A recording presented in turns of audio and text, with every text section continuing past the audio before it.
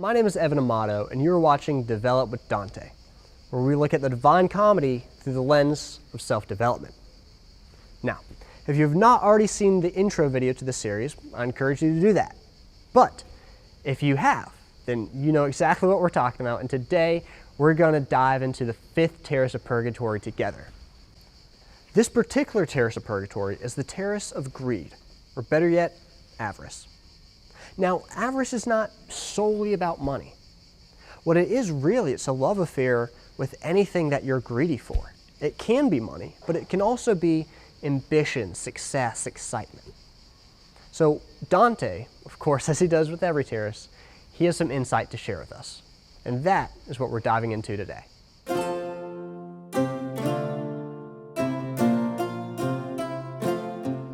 How does avarice harm us? Well, I think there are three main ways in which avarice makes our lives much worse. The first is that it causes us to focus too much on the short term. When we're greedy for something, we often sacrifice long-term success in favor of short-term gain. The second is that people who are very greedy tend to know no limits.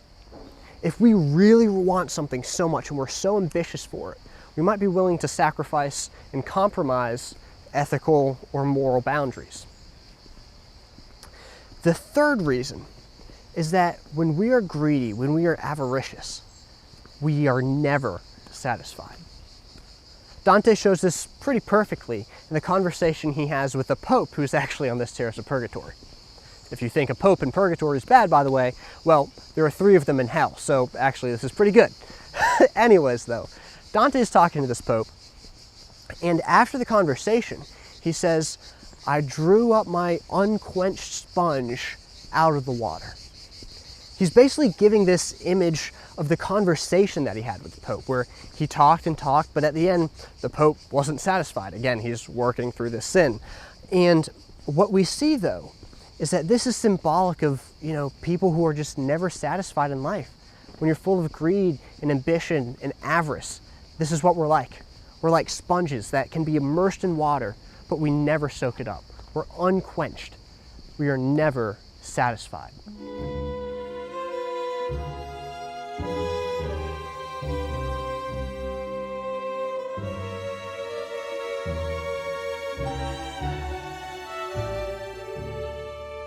What is it in particular that Dante sees on this terrace of Purgatory?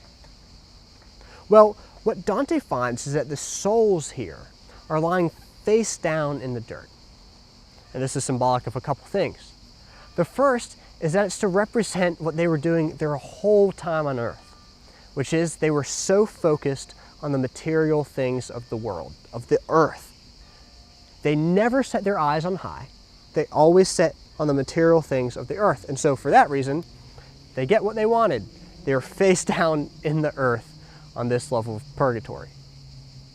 However, their position is also symbolic of something else, which is the opposite virtue of avarice.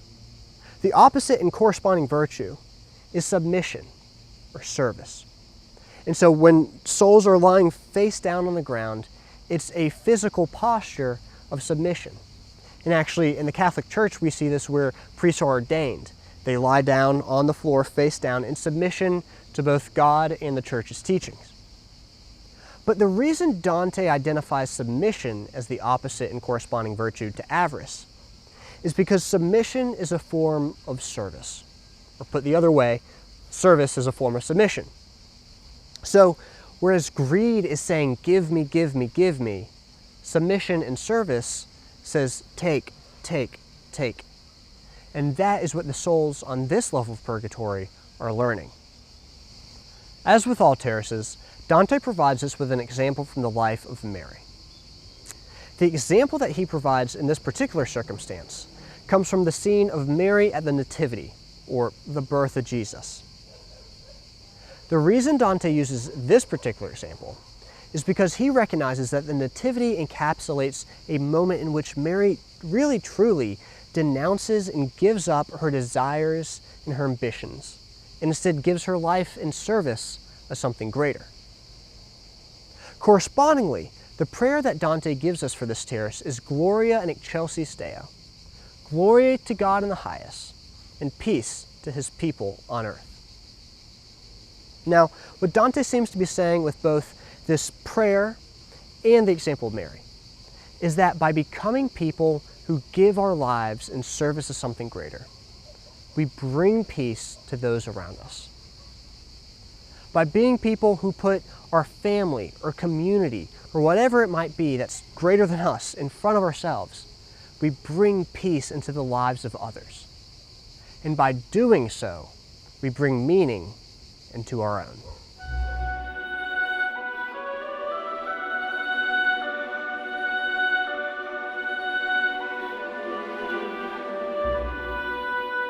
The beatitude found at the end of this terrace of Purgatory is, "Blessed are those who hunger and thirst for righteousness, for they shall be satisfied." Now, that's not actually what we hear. The angel actually stops after "Blessed are those who thirst for righteousness," because the next terrace is gluttony, so we're kind of saving the second half of that beatitude for that terrace. But that's not where I want to end today's video. Where I want to end today is by focusing on the souls who are lying face down on this particular terrace of Purgatory. Because as they're doing so, as they're lying in the dirt, because remember, they never looked on high in their own life, they were focused on the material things, so now they're lying face down in the dirt. What they're saying is, they're repeating a line from a psalm, and they're saying, "My soul clings to the dust, give me life according to your word." And Dante uses this psalm, it comes from Psalm 119, to go along with the whole theme of this section, which is that true life is found in submission and service, in doing things for others, in giving back. And so what's interesting to me is that far before any scientific study came out talking about the benefits of altruism, before anyone realized that, oh yes, actually giving back and volunteering your time makes you feel better. It actually makes you happier. Far before that ever happened, Dante knew it. He tapped into it 700 years ago, and he shared it with us.